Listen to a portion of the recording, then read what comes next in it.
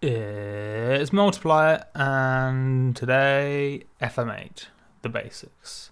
Yeah, tutorial on FM8, because I've done a lot of massive stuff, and I've been using FM8 recently, and it's awesome. In fact, to quote High Ranking, massive is really good, or he might have said quite good or awesome, but FM8 is the daddy. It is the best synth, pretty much. Although it is a bit complicated. So, however, if you want really, really interesting noises, FM8 is probably the way to go. Although the downside is, if you want to make dubstep really, really quickly, you can't beat Massive for that. Because, yeah, for making dubstep quickly, you just can't beat Massive. However, for most other stuff, if you want to make really interesting noises, FM8, absolutely amazing. Although there is a bit of a weird learning curve, depending on how used to FM synthesis you are. Anyway, basically, I'm going to show you the basics, because I've been using the free trial for a while, and recently just bought the full version. So I'm at just the right level to show you, because I kind of know how virtually everything works, and I know enough about FM synthesis, but because I haven't used it as long as, say, Massive, I don't take things for granted. Like, say, if I use Massive, I'll ignore some basic settings because I'll consider them obvious or forget that they aren't that obvious. So, yeah, perfect time to show you the basics. Right, let's do it. Create new MIDI track and double click FM8. Make sure, of course, the track is armed, otherwise you won't hear shit. Right, so load it up, get something like this, which is lovely, right? It's a bit complicated, but pretty simple. If you just want presets, you just click them.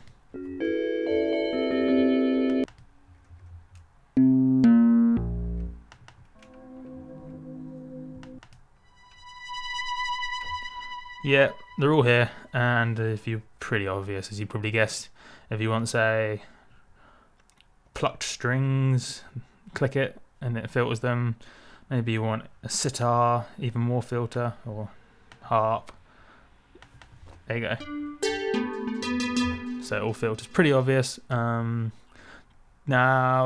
as awesome as it is making your own presets, don't overlook the built-in presets, because you don't want to be trying to make your own guitar sounds. You don't want to be making your own brass sounds, your own flute sounds, your own string sounds. The guys at Native Instruments, or more accurately, the guys that Native Instrument hires to make these presets, know more than you ever will about synthesizing sounds. So if you're trying to emulate a noise that, I don't know, is probably more real, I guess is the right word, just use a preset.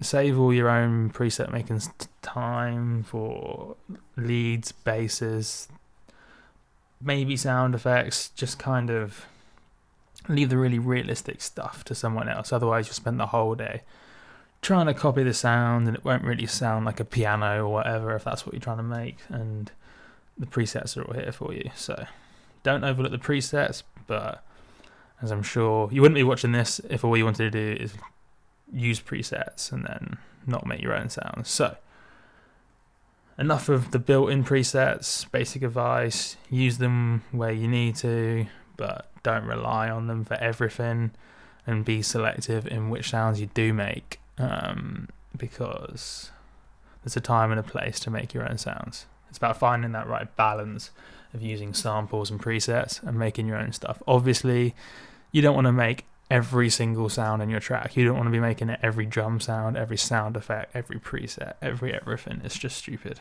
There's no point. And no one does. So it's not cheating.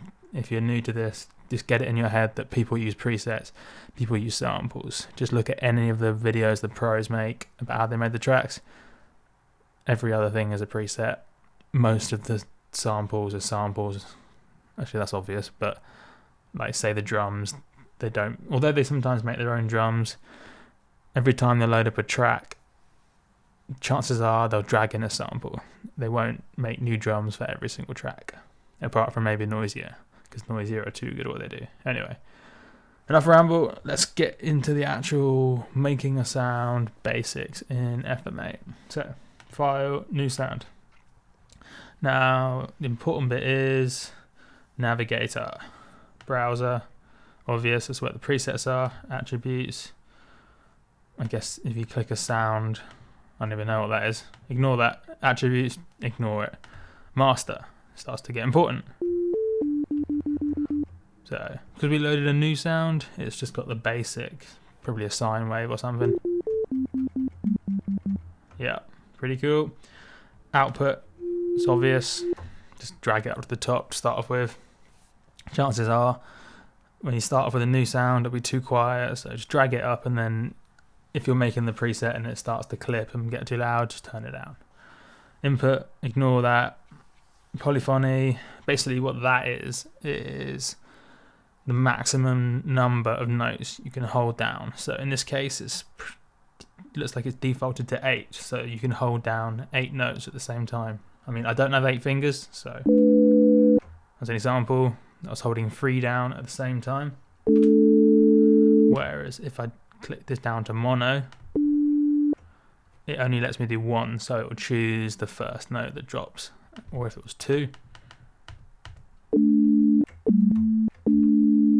it's only letting 2 notes play. So that's, if you're new to synthesis, you're new to FM8, polyphony, don't ignore it, because you need to know what it does. And as soon as you open new sound, if you're directly going after something, you need to know what the synth is doing. You don't want the synth doing things you're unaware of, like choosing certain notes or not letting you choose certain notes. So polyphony, how many notes it will let you play at the same time.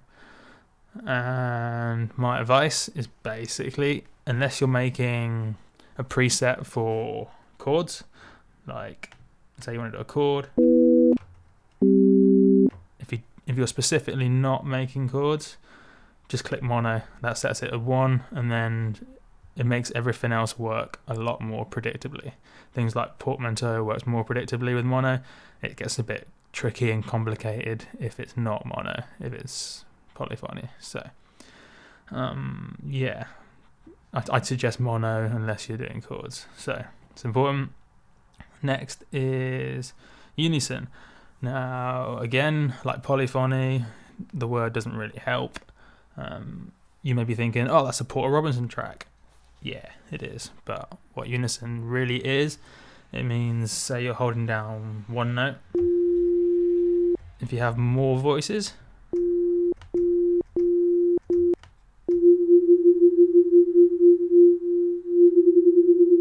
can probably hear it more easily now.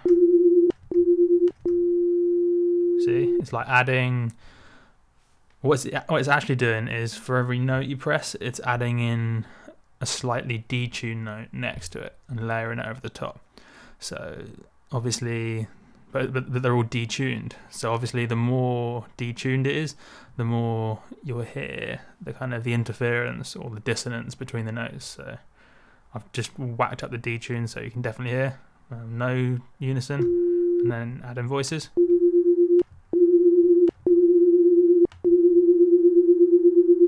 And then pan, similarly, just adds in all those additional voices will be offset to the side a bit. So, yeah. Again, probably like polyphony. If you're not going to use it, just leave it at 1. Just something to be aware of. What is a nice way to get, because of course you want detune stuff and you want that dissonance, it gives it a nice effect. So this is a nice way of doing it without wasting oscillators. But yeah, it's just one of those things. It is what it is. Use it or don't. Dynamic, fuck knows what that does. It probably just gives it a bit of movement or more variation in it. Probably best just leave it on. Cool. So pitch does what it says on the tin. Master tune just tweaks the tune a bit. Obvious stuff, transpose, that's just the pitch up and down. The only time I personally use it is if, say, I'm making a bass sound but I want to use the middle of the keyboard for kind of triggering the notes. I'll just transpose it 2 octaves down, which is 24. And then it's like pressing the notes on a different point of the keyboard. It means I don't have to use the end of the keyboard, because I like using the middle. So when I'm making a bass sound, just transpose it down. Again, it's one of those things, you probably won't use it, but I don't know. No idea what that does. That's probably pitch bend mode for pitch bend. I don't use pitch bends, they're stupid. Well, then they don't suit my workflow, so I'm not going to talk to you about pitch bends, but pitch bends are obvious. Maybe.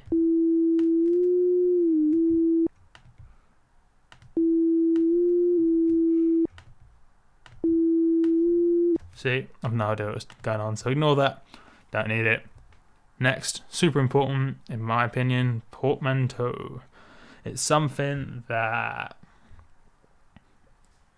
if you're new to this, you probably don't know what it means. You might have an idea of what it does, but it's a super important thing. Like pretty much everything here, don't overlook it. As soon as you're starting a sound, you need to quickly look here, see what the settings are, because you need to know what the synth is doing when you're carefully constructing your own sounds. Is it still recording? Sweet. It's basically what this is. It's the slide from note to note. So, for example,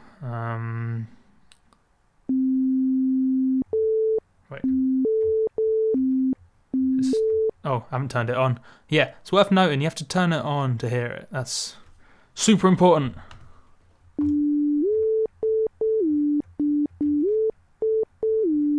See the slide?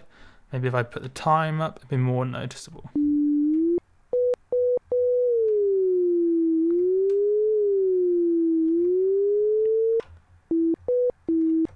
Now, again, there's a subtlety to it, which is, first of all, if mono isn't clicked, or if you're not in one voice, which is what mono is, it just like sticks it down to one, this will behave weird. Sometimes it'll work, sometimes it won't work. I mean, technically it'll still work properly, but if you have multiple voices, it becomes less intuitive when it's doing what it's doing. So yeah, I think as far as it's more of an advanced thing using portmanteau with multiple voices. So yeah, just stick mono if you want to do portmanteau stuff.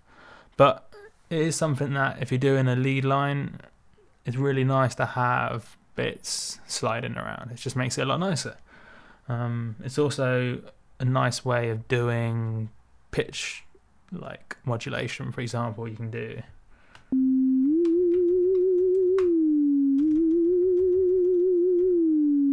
by simply, like, say, holding one note and then just bashing the other one. You can basically make it modulate the pitch a lot easier, I personally find, than using other forms of modulation. Because being able to do this,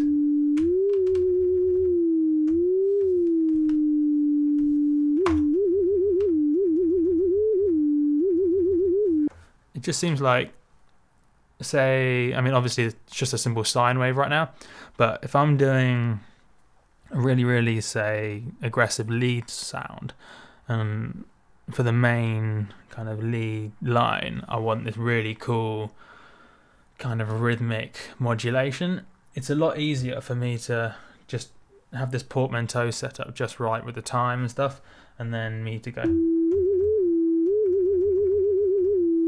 And then I can literally play out the modulations, and then the important thing about that is I can get the rhythm right, because the modulations all come, well, you play the rhythm yourself, so it's just a lot easier. And I'm not sure how many other people use it for that, but I found that so much easier. Just worth noting. Also worth noting this button, auto. Basically, with auto ticked, it means every time you trigger a note, like from scratch, it won't slide. It will start off with that note, but it will slide if you press the next note while you're still holding down the previous one. So, to show you.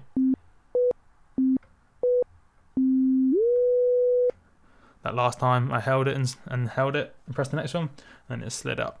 Whereas if you turn it off, it will always slide from the previous one.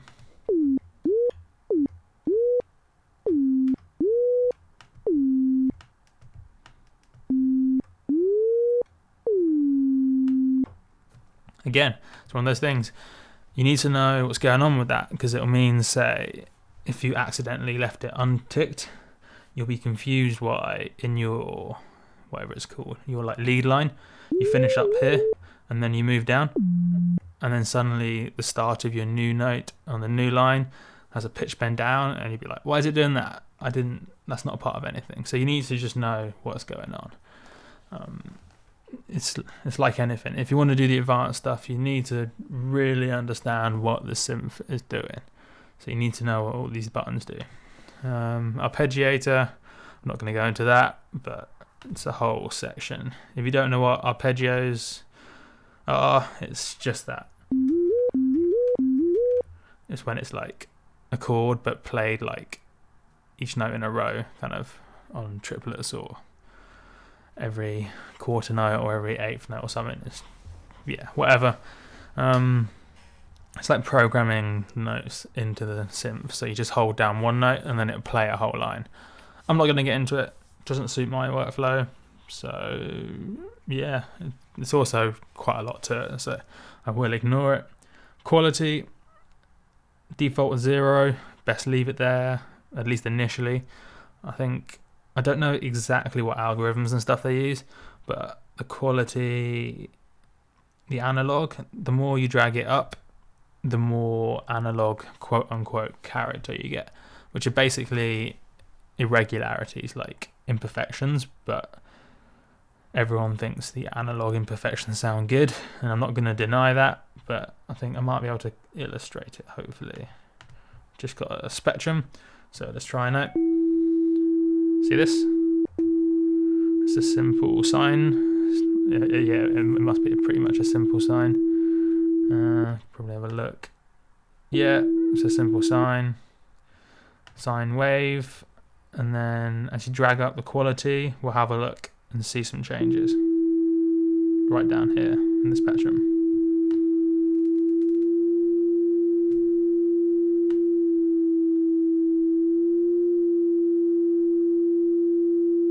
So you see, like,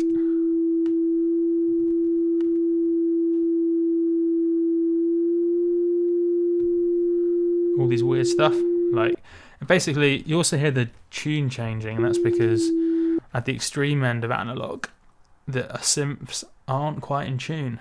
They're not quite perfect. So obviously right at this end, it's the absolute limit of analog imperfection. Now you can argue whether or not you want that, but yeah, it's just something. It's like making it less perfect, because every time I press this, it's scientifically the right note. It's exactly in tune. Pretty much everything is perfect. And similarly with the digital, if you look in the spectrum,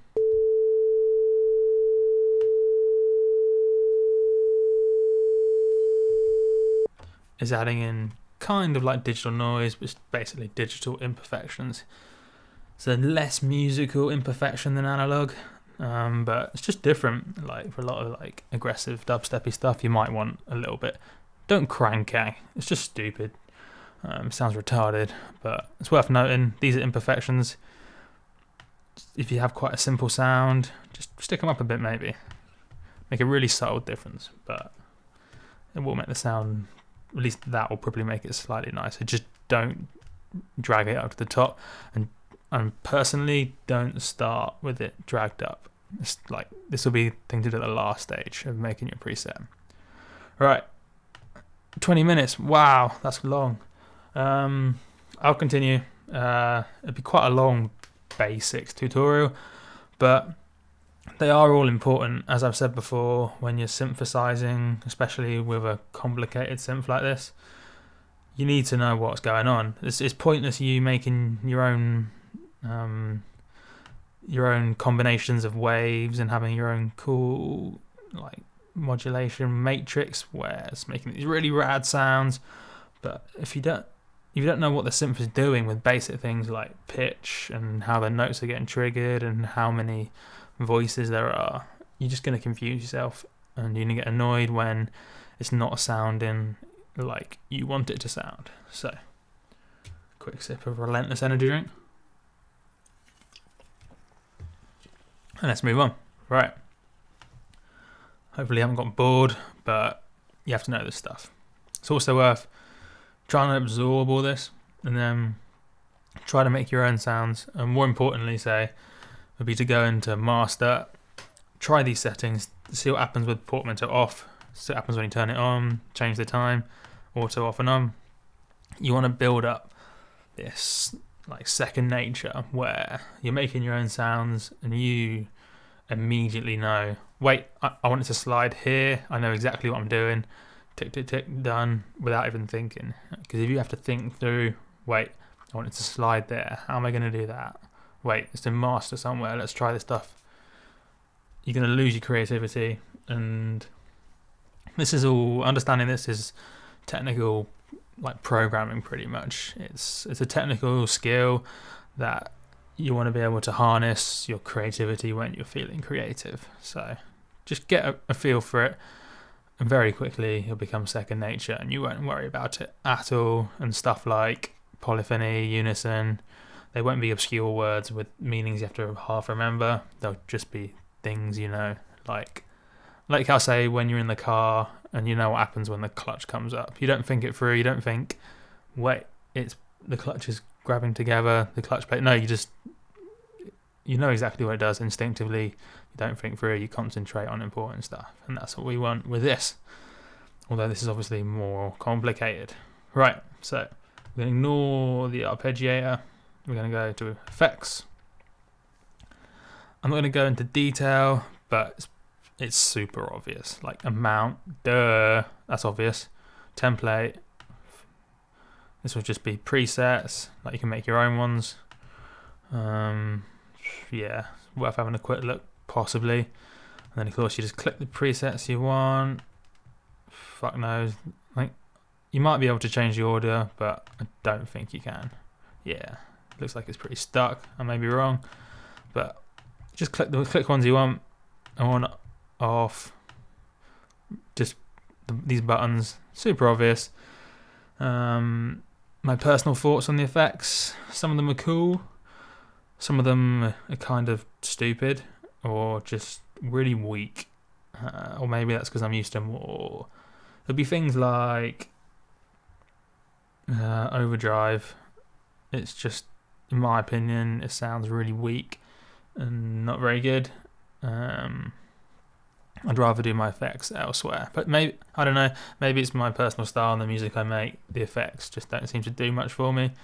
But for your music, they may be just the subtle things or just what you need, so it's worth having a look.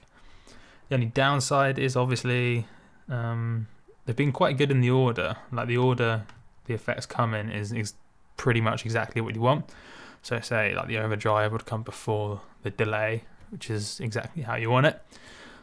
But of course the problem with doing the effects inside here is, say for example you like this psych delay like I do, but you don't like the overdrive. Like you want to do the overdrive processing yourself. Like maybe you have a really cool vintage saturator plugin that you want to use. You can't use these effects like this, because if you do this psych delay, you'll do the overdrive in your effects chain after the psych delay. Can't do it. Now I think, I may be wrong, you can get around this by doing the effects VST, yeah, FM8 effects. So one option is to ignore the effects in this synth bit, then process it however you want with your own effects, and then you should be able to, in fact, let's do a test. Drag in your own effects VST, and then yeah, looks like you can. So it's worth noting, if you want to do your own processing but still use some of the effects, drag in this effects VST, and then you pretty much just got an instant of whatever effects in FM8 you want. Of course you can stick let's say saturator before it, so you can stick in your nice overdrive, but a nicer, more controlled overdrive, and then have your slight delay here. It's another thing. Whatever workflow suits you, it's worth knowing you can do that. Like, you're not stuck to only using these effects in this order, like in this, whatever you call it, instance of the instrument. Which I think is really cool. As far as I'm aware, you can't do that in Massive. But yeah, I'm not going to get into Massive effects. There's good bits and bad bits. But yeah, so that's effects for you. Again, not doing that. Easy morph. I'm not going to do this. This is a really cool feature of FM8, but it's certainly not a basic feature, so ignore it. Now, this bit, expert. It's called expert, but I'm going to include this in the basics, which looks like it's going to make it a long video, because I think it should be in the basics, because if you're not using the expert tab, you're not making your own sounds, which is the whole point. I'd say not the whole point, but I'd say most people who have a synth want to make their own noises at least at some stage. So even though the video is being quite long, I thought about splitting it into two, but you know what? I'm not going to split it in two because I reckon I can do all this in 10 minutes flat. So yeah, let's do it. FM8 Basics Continued Part 2. Call it Part 2, even though it's going to be in the same video. Don't know what my point was, don't know why I'm still talking. Right, let's get into it. So, if you don't know what FM synthesis is, basically, you have a whole bunch of oscillators, which labeled, in this case, A, B, C, D, E, F, and then you can choose the standard wave you want. So, in this case, choose triangle, C triangle, third format.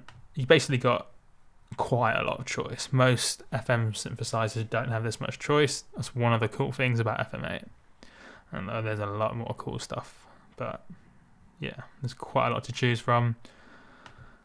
I think apart from using, say, a sine wave for sub bass, there's not much logic in what you choose. So you'll probably find you just start trying stuff, linking them up, trying things, wait until it sounds cool. Pulling knobs around, pulling faders around, wait until it sounds cool. That's perfectly fine. I've seen the pros do it. It's not any worse to do things what seems randomly. Like I've seen some beginners say in videos and ask me personally, how do I understand what's going on so I can really directly make what I want, because it seems like I'm making stuff randomly and I'm getting lucky. That's perfectly fine. Trust me, if you have a complicated link up, no one knows how it's going to sound without trying. There's absolutely no way. You're not even the most brainiest maths genius in the world isn't going to be able to do the computation to figure out how it's going to sound. You can't predict it. Although you can predict it if it's very, very simple and you have a lot of experience. So like, I know what a triangle wave sounds like. I know what a raw square wave, a raw sawtooth. But beyond that, I don't really know, to be honest. I'm sure some people will have a basic idea of, say, if you did a saw into a sine. But of course, you can't predict it, basically. So there's nothing wrong in doing it semi-randomly and then just tweaking it. Right, so what's going on? This looks complicated. But this is the important bit. So the FM matrix is how all these oscillators link up and kick out an output. So in this case, you can see basically the output is over here, the arrow pointing. So you follow it, F, which is that one, right click to trigger it, and once it's lit up, it's working. So now E is on. You see what F is doing? It's going, 80% of it is going down and then it's going out. So in this case, if we had E, we could choose, say, a fourth formant, and then we click that box, drag it up, You see it's now down and across. 47% of it is getting through, and then it's meeting with this and just adding up and then going out. So you'll see with no E.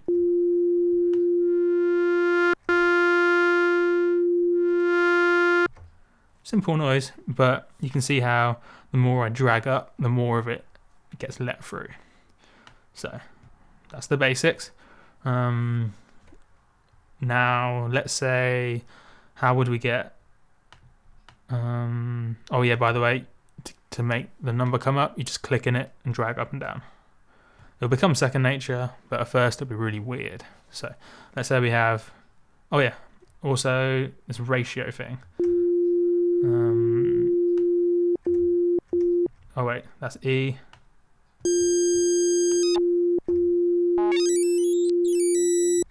Okay, dragging it around is not a good way to illustrate stuff, but the ratio is kind of complicated. But the basic idea is, if it's a whole number, it will be in tune with the other numbers. So I think 2 is 1 octave above 1, and then so half will be 1 octave below 1.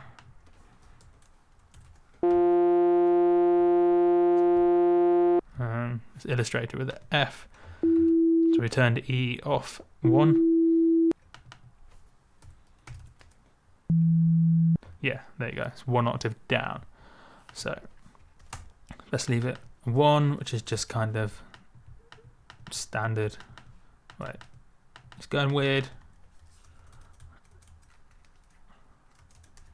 Cool. We'll ignore E, or maybe stick it as 2.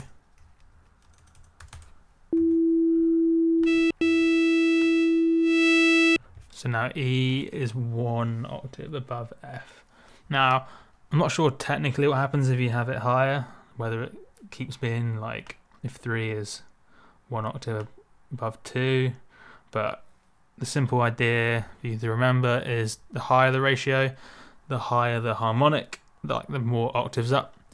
And then if you change this little number, that's like detuning it a little bit, so you'll probably hear it.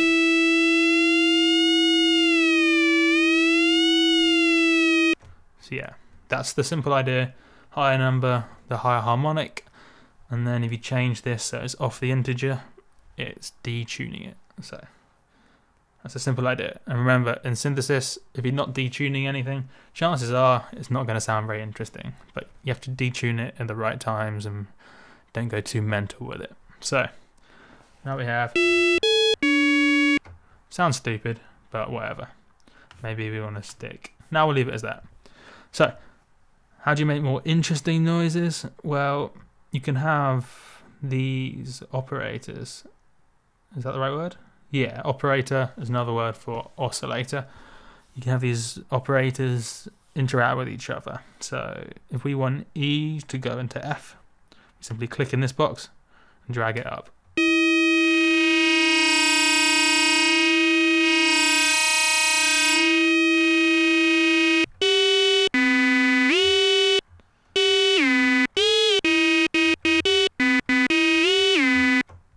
See?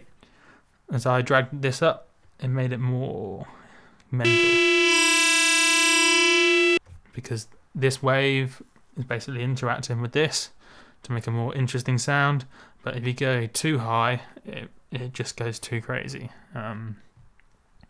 But yeah, that's the basic idea. You can have, if you get lost, just look at the arrows. You see this down, the little arrow there, going to F. So let's say we had one on C, turned it on with right click, try TX wave, leave it at 1, pull that one up. See, now what's going on this time is F is going this way into C. You can follow the arrows. Can't hear anything? That's because C isn't going anywhere. So if you just literally, like a map, just follow the arrows to see what's going on. So now we've got this going up here. Maybe not too mental, but we want C to come out. Drag it up.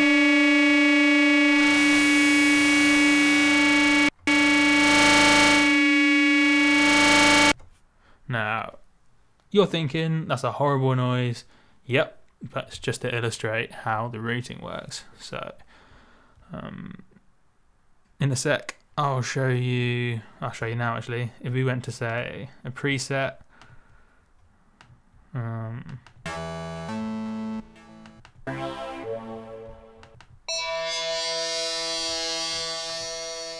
see here, this is a preset that came with it called Digisphere, and this is their routing. Now, to get this complicated noise, I'm not going to say whether it's good or bad.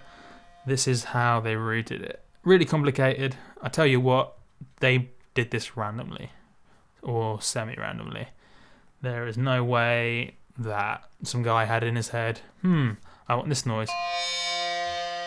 I think I route the oscillators like this, 15, 20, no. It just illustrates, if you're finding a noise is a bit simple, not complicated enough, just start dragging random numbers up and just get some weird routing going. And chances are you don't want to be anything above 20, 30, otherwise you get really distorted. Well, not distorted, but you get really, just a really sharp noise, I guess. Really musically unpleasant interactions. But this is just to show you what it looks like when you've done a lot of routing. Anyway, let's get back to our new sound. Of course, this has gone back to standard. So that's basically how the modulation routing works. Wow, I'm taking my time. Anyway, nearly finished. What other important things are there worth knowing about this? Because there's a lot of these knobs. What do? It's all complicated. Yeah, it is. This velocity knob.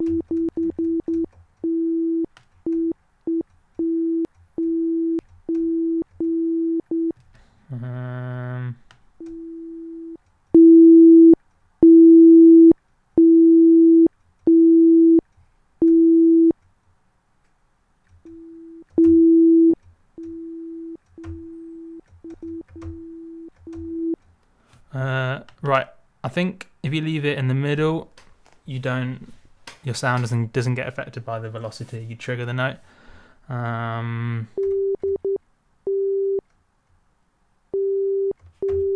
Yeah, leave it in the middle, and the velocity information that you press on the keyboard or whatever won't affect the noise. Whereas if you drag it one way or the other, it looks like it does affect it. So that's worth noting. Just leave it where it is unless you know what it does. Key sync. This is an important button, I think, where, like the restart by gate button in Massive, if it's not triggered as you're pressing notes, obviously here you can't hear it, but if you have a complicated routing, if you don't have this triggered on all of them, you could find that as you trigger a note over and over again, it sounds different at the beginning of the note, because basically it's like starting at the last point the operator left at, because obviously you've got a wave. If you stop the wave early, if you don't have key sync triggered, it will start the next note where it left off. There are times when you want that, especially if you're doing, say, an arpeggiated line. You want this probably triggered off so that your note doesn't start from the same point every time. It'll just give it more dynamics and more flow if you leave it off. But if you're just starting out and you're dialing in your sound, just trigger them all by default. That way your note will sound exactly the same when you start off every time, which is useful when you're dialing in the sound. Not sure what invert does. Possibly inverts the wave. Fuck knows. Ignore that. Offset, I imagine that's a detuning. So let's say you want this thing offset from this. It's just one way of doing it, because if you have, say, this at 1.9 and then you have this at like 22 point that, but you want this to be offset, you can't just drag this around, otherwise it will offset against this differently to that and stuff. So it's just Probably best to ignore this. It's kind of obvious what it does. It just offsets the frequency that it starts at. Yeah. Noise, that's an operator like here that you can route it just as simply as you want, except it's noise. Yeah, instead of making a wave, it makes noise. Oh yeah, I forgot. You see this little box above the operator? Drag it up.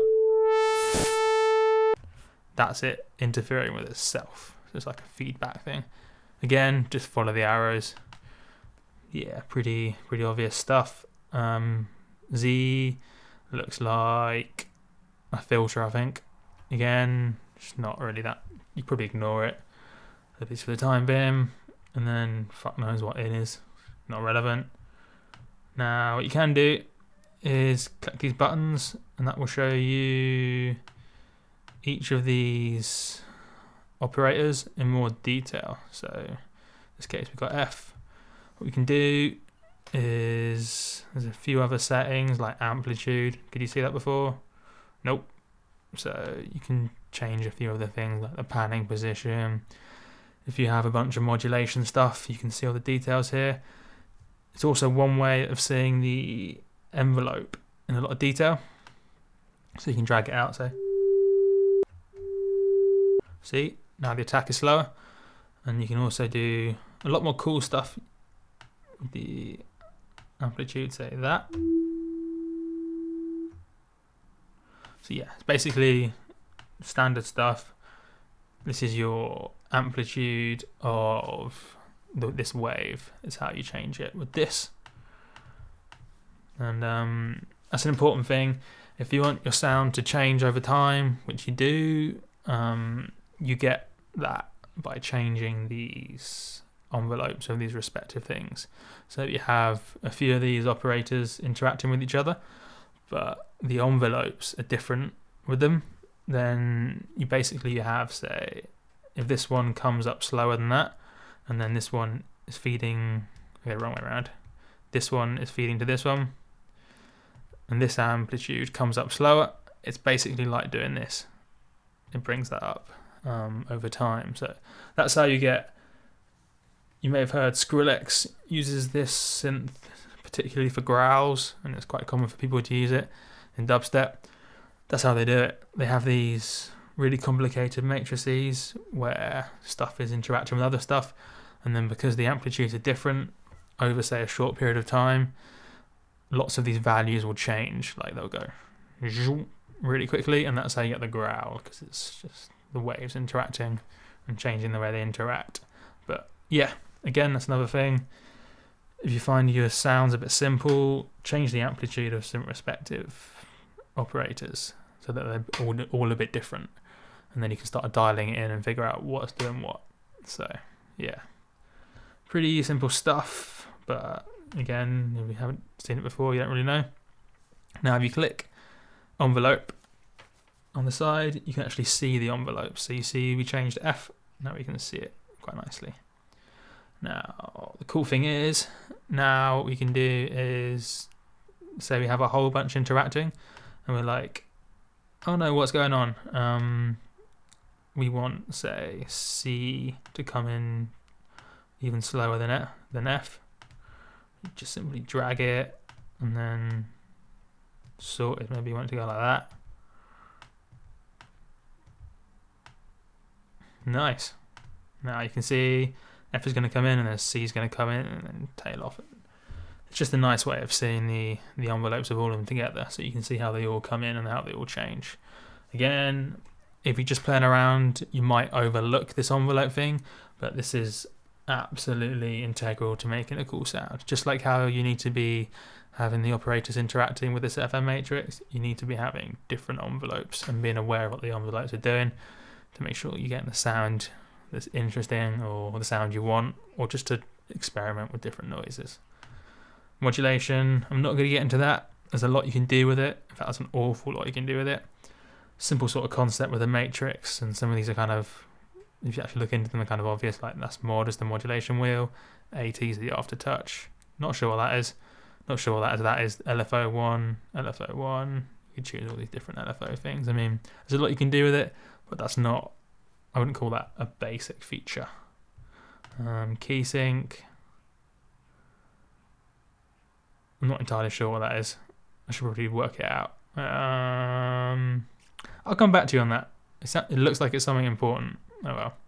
Pitch is it's like if you want the pitch of everything to do, say, come down at the beginning, or just to do something, you want the pitch to do something over time, you play with all this. I'm not going to go into detail because there's quite a few settings, and by default it doesn't do anything, I don't think. So yeah, it won't ruin what you're doing if you just leave it as it is. But if you want something cool to happen with the pitch, this is one way of doing it.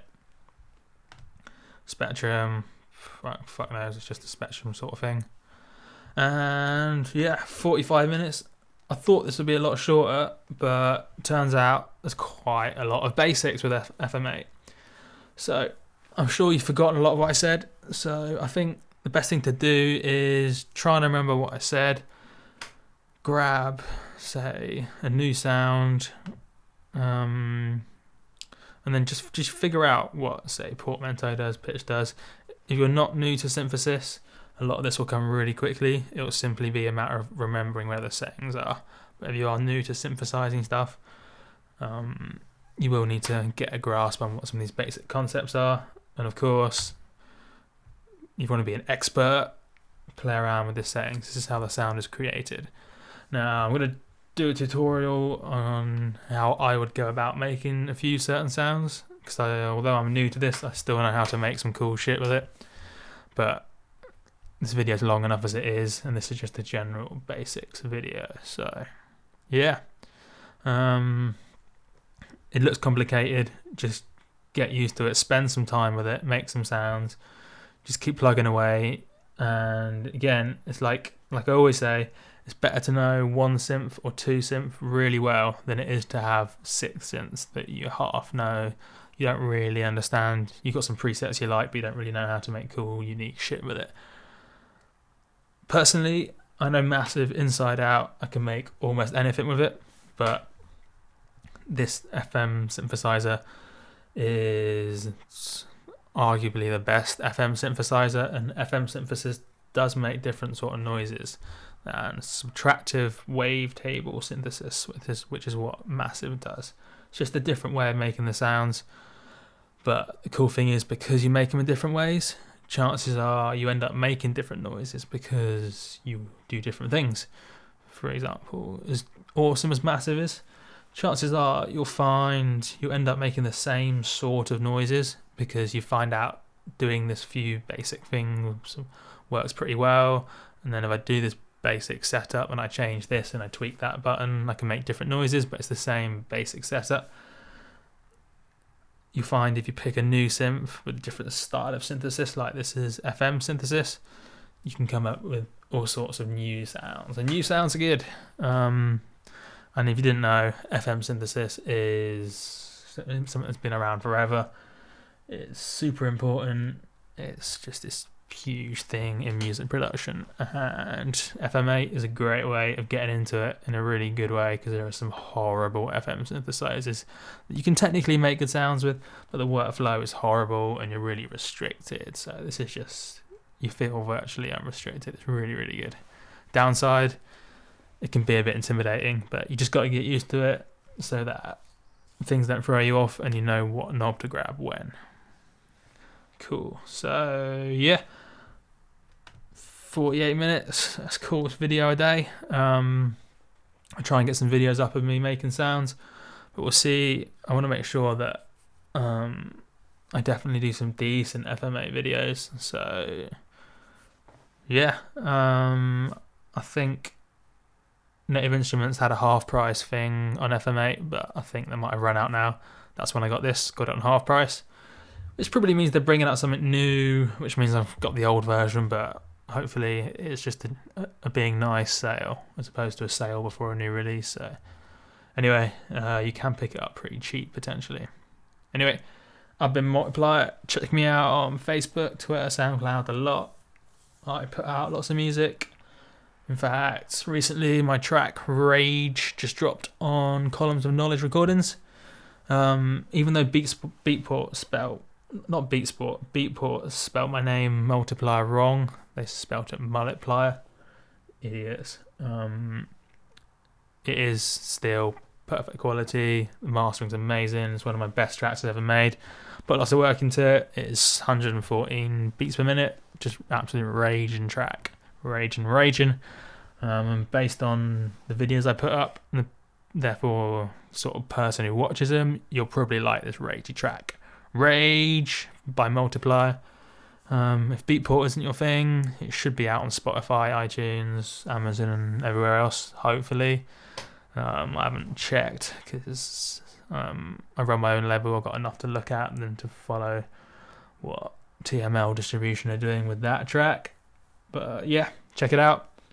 Long plug, but I want you to buy it because I don't have a job and I need some money. And every track does genuinely matter for me, so yeah.